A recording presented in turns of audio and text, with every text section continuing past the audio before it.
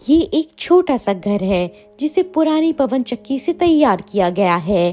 Turbine کے اس اوپری حصے کو نیسل کہا جاتا ہے جو 10 میٹر لمبا، 4 میٹر چوڑا اور 3 میٹر اونچا ہے۔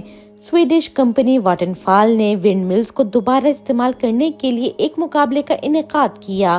اس مقابلے کے فاتحین نے ونڈ ٹربائن کے حصوں سے ایک چھوٹا سا گھر تعمیر کیا۔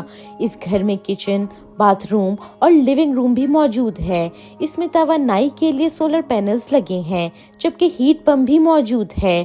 ونڈ انرجی کا استعمال دنیا بھر میں تیزی سے بڑھ رہا ہے۔ ایک ونڈ مل تقریباً 20 سے 25 سال کے بعد خراب ہونا شروع ہو جاتی ہے۔